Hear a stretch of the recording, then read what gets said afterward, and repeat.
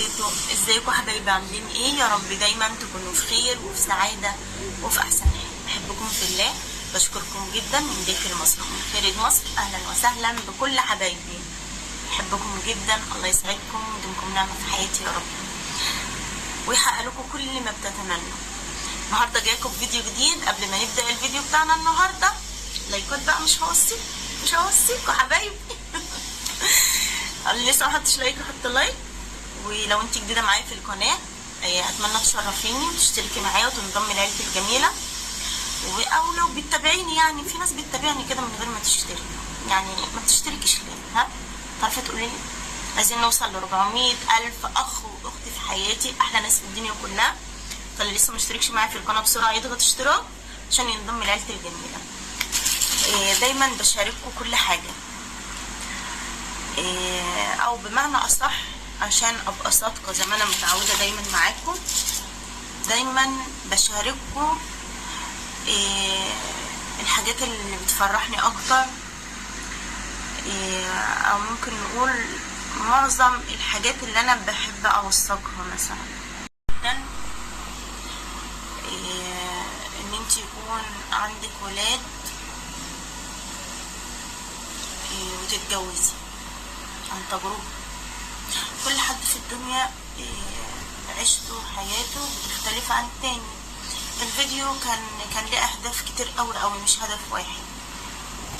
مش عايزه اتكلم في الموضوع ده عشان لو اتكلمت هبوظ الدنيا.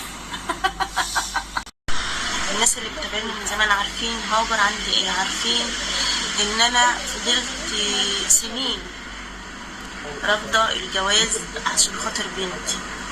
وسبحان الله، حتى لو الواحد فضل يقول انا رافض ومش عايز اشوف ده ومش عايز ده وي لو في نصيب مهما تقولي، انت تريد وانا اريد والله يفعل ما يريد. فمش شطاره مننا اي حاجه بنعملها في حياتنا. انا كنت بعت هنا على تليفون شريف المقطع ده علشان مش هعرف طبعا اقرا لكم الرساله او المحادثه على التليفون ده، لان انا بصور بيه. هستنى الاذان يخلص وارجع لكم تاني. خلاص يا جماعه كده، اقول لكم بقى اللي حصل. طبعا انتوا عارفين الحادثه اللي كانت حصلت لي في صوابعي. انتوا عارفين ان صوابعي اصلا الضوافر نفسها ما عادش زي الاول. هي كانت اتخلعت بس طلعت اهو، بس ما عادش زي الاول. عارفين ان يعني تحسي قاعد في فراغ كده تحتها برضو مهما كان. الضفر ما عادش زي الاول، الحمد لله. المهم، انتوا عارفين الحادثه اللي حصلت لي دي لما كنا في راس البر والكرسي بتاع اللي على البحر ده، اللي هو المقص بتاع الكرسي كده، جيت اقعد قام مقفول على صوابعي. انا يومها الحمد لله قلت صوابعي اتقطعت، بس الحمد لله كان فيها كسر بس وحاجات يعني عدت على خير. انا من جوه قلبي وساعه ما كلمتيني انا قلت لك انا مسامحاكي، وانت ربنا بيحبك. يعني الانسان اللي ربنا بيحبه بيعاقبه على طول اول باول كده. فانا من جوايا فعلا مسامحاكي، وحبيتك كمان ان انت انسانه عندك ضمير وبتراجعي نفسك. هو الانسان كده اللي دايما عنده ضمير يأنبه، فده يعرف ان هو انسان كويس. المهم، جالي تعليق زعلني رغم التعليقات الجميله اللي انا بقول لكم دعوات وزعل عشاني وكده. فانا جالي تعليق زعلني.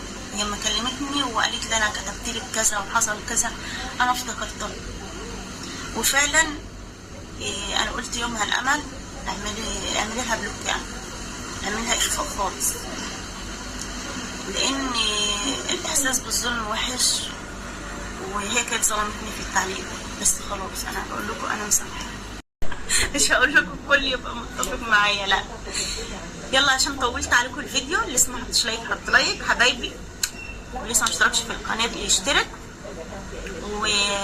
ويلا بينا علشان انا رايحه مشوار. رايحه فين يا اسماء؟ هتعرفوا الفيديو الجاي.